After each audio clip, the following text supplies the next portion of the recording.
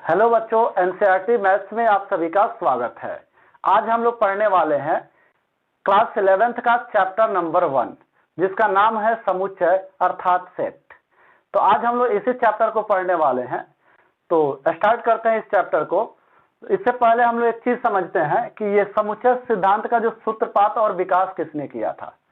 तो देखिए, समुच्चय सिद्धांत का सूत्रपात और विकास जॉर्ज कैंटर नामक वैज्ञानिक ने किया था। तो ये जानना भी आवश्यक है कि ये समुच्चय सिद्धांत का विकास किसने किया था। तो आप लोग बताएंगे कि जॉर्ज कैंटर ने किया था। उसके बाद हम लोग बात करेंगे इसके डेफिनेशंस की। तो इसका डेफिनेशन बहुत ही छोटा है, बहुत ही आसान है। जैसे देखिए, वस्तुओं के सुपरिभाषित संग्रह को समुच्चय कहते हैं। इसमें एक शब्द आया है बच्चों, सुपरिभाषित।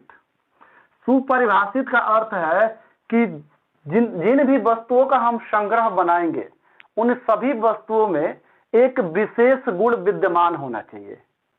मतलब ऐसा गुण हो जो सब में हो, तब हम कहेंगे कि वो एक समुच्चय है। जैसे हम बात करेंगे अभी समुच्चय की, मतलब समुच्चय कुछ और नहीं, अभी बताया गया कि वस्तुओं का एक कलेक्शन है जो सुपरिभाषित होना चाहिए, अर्थात वेल डिफाइन होना चाहिए।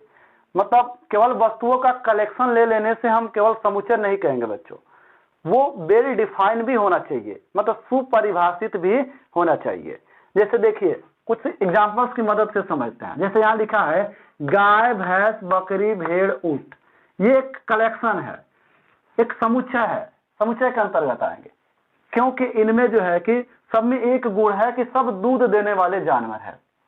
जैसे कहने का अर्थ है, मान लीजिए आप यहाँ पे है, किसी से भी आप पूछेंगे अगर कि क्या ये दूध देने वाले जानवर है, तो सबका जवाब एक ही होगा, हाँ ये दूध देने वाले जानवर है। जैसे मान लो कोई सड़क पे जा रहा हो, उसको पकड़ लीजिए, पूछे भैया बताइए क्या ये गाय, भैंस, बकरी, ऊंट और भेड़ ये जो है कि दूध देने वाला जानवर है, तो उसका भी जवाब यही होगा बच्चों कि ये दूध देने वाले जानवर है।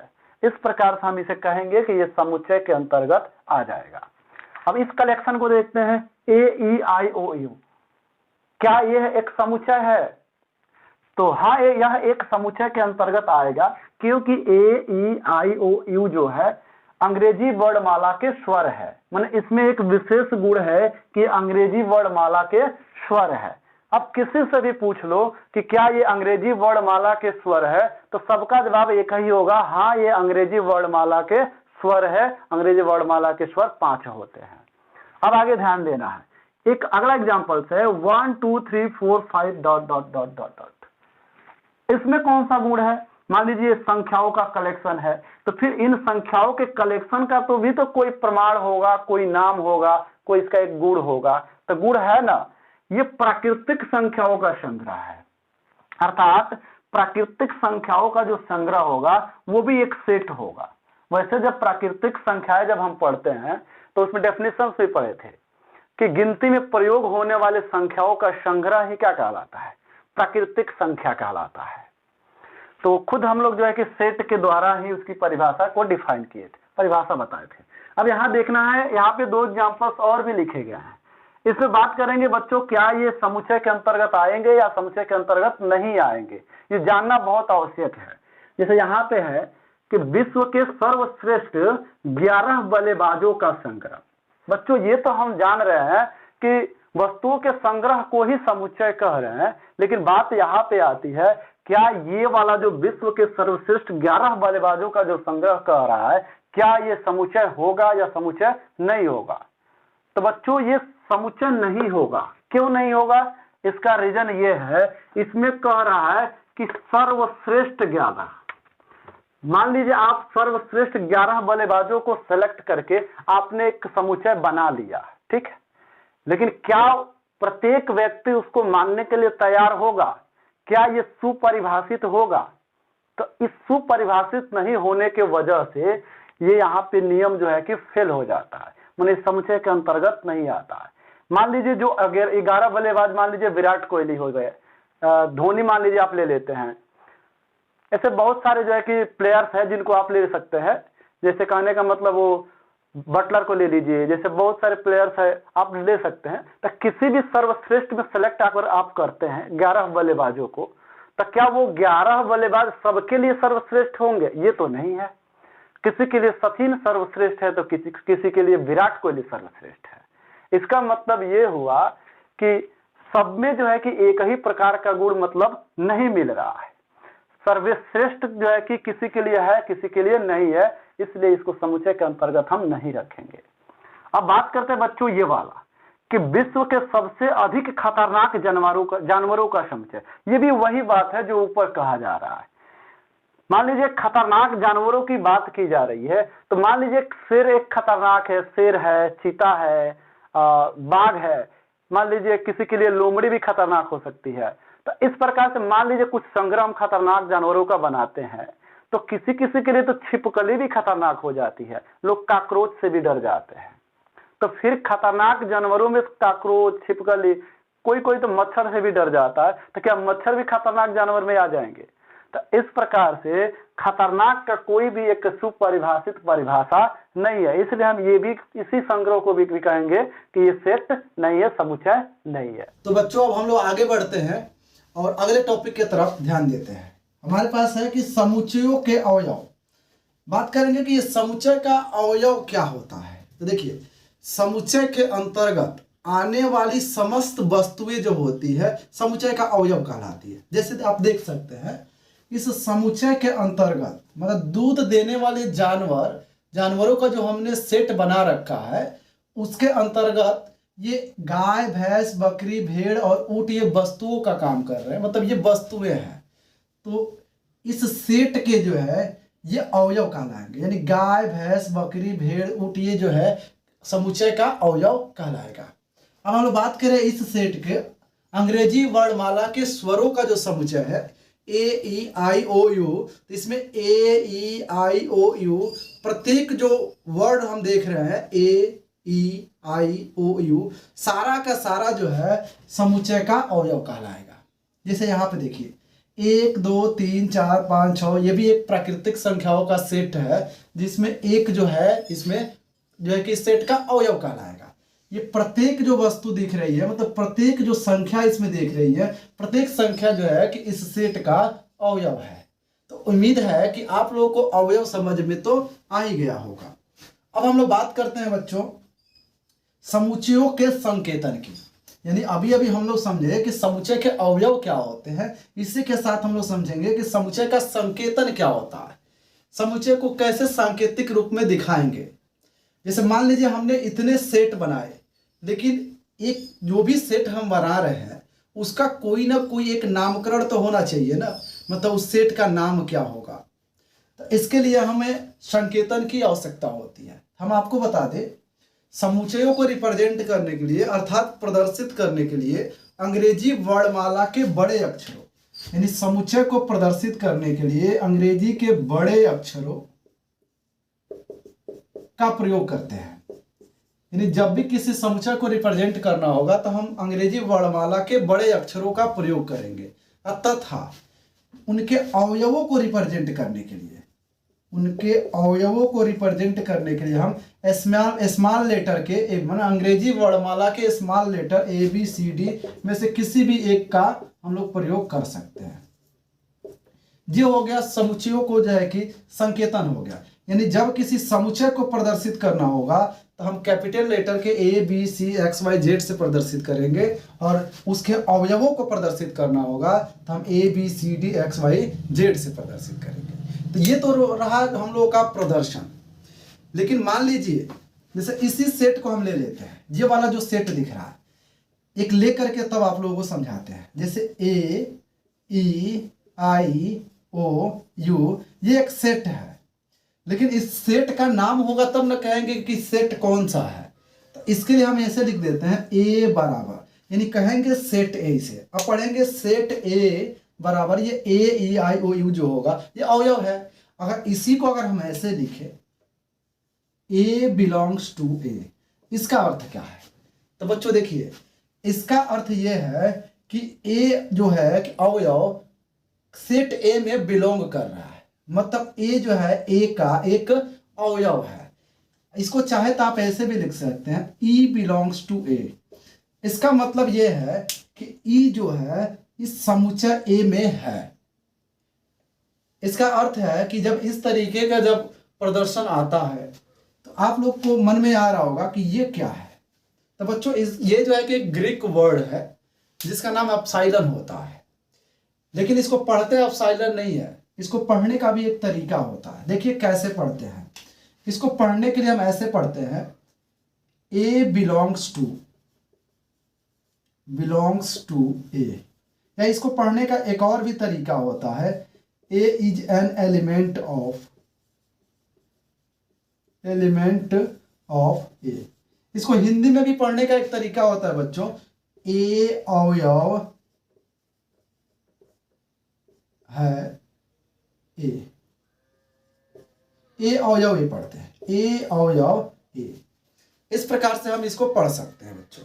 उसके बाद से क्या होता है, आगे देखते हैं। जब मान लीजिए बिलोंग नहीं करेगा, जैसे मान लीजिए कैसे लिख दे, ए डज नॉट बिलोंग्स टू ए, मतलब इस तरीके का कोई सिंबल आ जाए, इस तरीके का कहीं लिखा हो, इसका अर्थ ये है कि अवयव ए में नहीं है। मतलब समुच्चय ए में ये जो एलिमेंट ए दिख रहा है वो नहीं है। हाँ, आपको एक चीज बताना हम भूल गए कि समुच्चय के अवयवों को एलिमेंट भी कह के पुकारते हैं। मतलब इसके पुकारने के दो तरीके हैं, इसे तत्व भी कहा जाता है, एलिमेंट भी कहा जाता है और अवयव भी कहा जाता है। आप जिस भी नाम से बुलाना चाहते हैं बुला सकते हैं। यानी एलिमेंट ए जो है ए में नहीं है, इसको जो है कि दिखाते ऐसे है लेकिन पढ़ते ऐसे नहीं है। इसको पढ़ने के लिए पढ़ते हैं, ए डज नॉट बिलोंग्स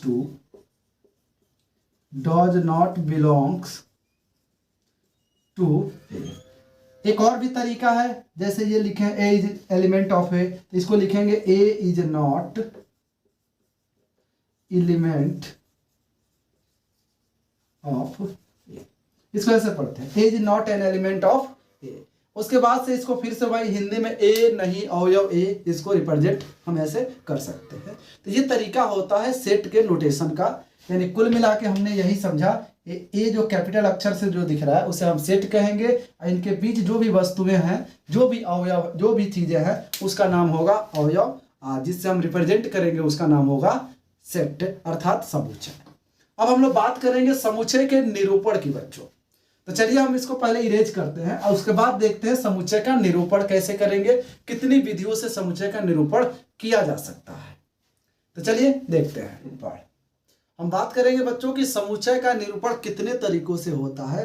तो जैसा कि आप लोग जानते हैं समुच्चय का निरूपण दो तरीकों से होता है। पहला होता है हम लोग का तालिका विधि और दूसरा होता है गुण विधि, या इसे समुच्चय निर्माण विधि भी कहते हैं। और इस तालिका विधि का एक और भी नाम है रोस्टर विधि।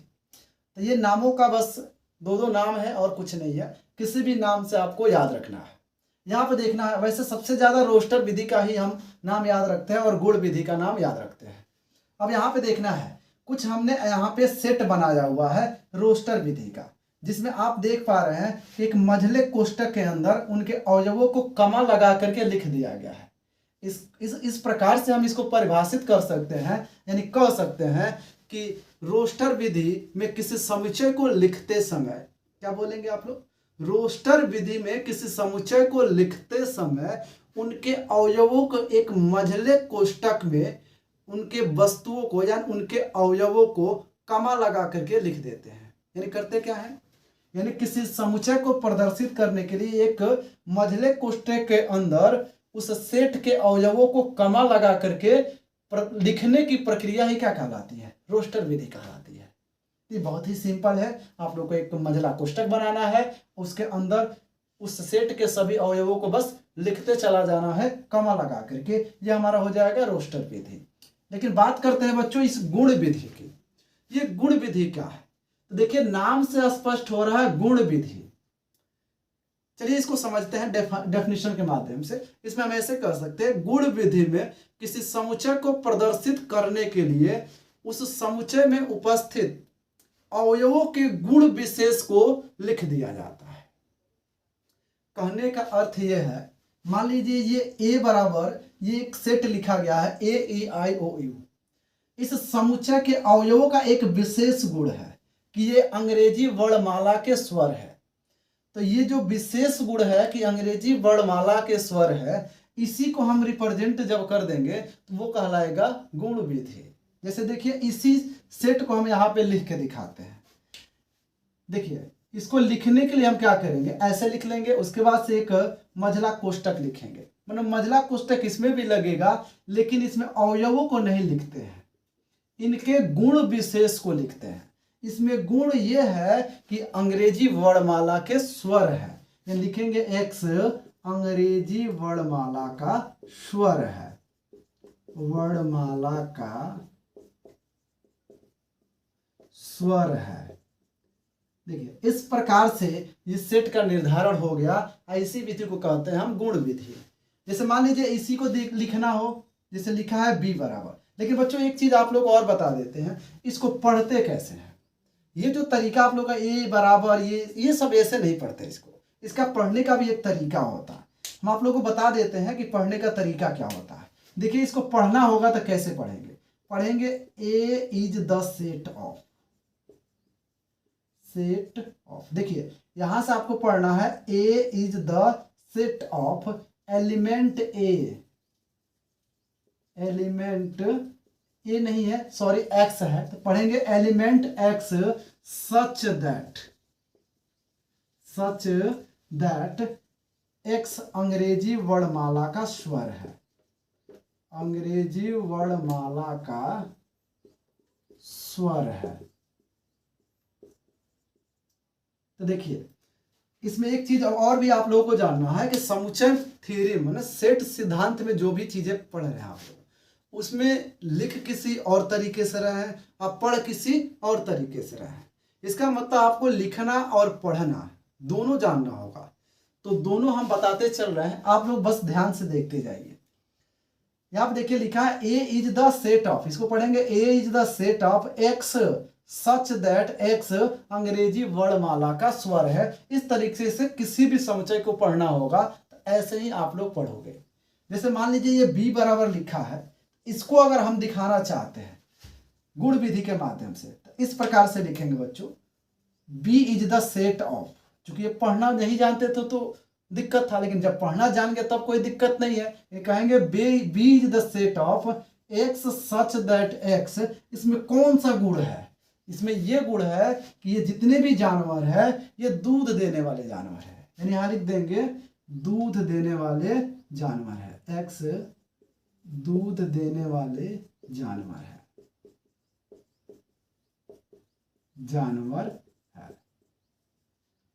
अब यहां पे देखना है बाबू, ये जो सी आप लोग देख रहे हो, ये वाला सी यानी जनवरी फरवरी मार्च अप्रैल यानी महीनों के नामों का ये संग्रह है, मतलब समुच्चय है, एक सेट है। इसको जो है कि गुण विधि से आपको लिखना होगा तो बहुत ही आसानी तरीकों से लिख सकते हो। जैसे C is the set of X such that X क्या लिखेंगे, क्या इसमें गुण है, उसी गुण को यहाँ पे भरना है। कहेंगे महीनों के नामों का, महीनों का नाम है, यानी एक्स महीनों का नाम है, महीनों का नाम है। इसको बंद कर देंगे।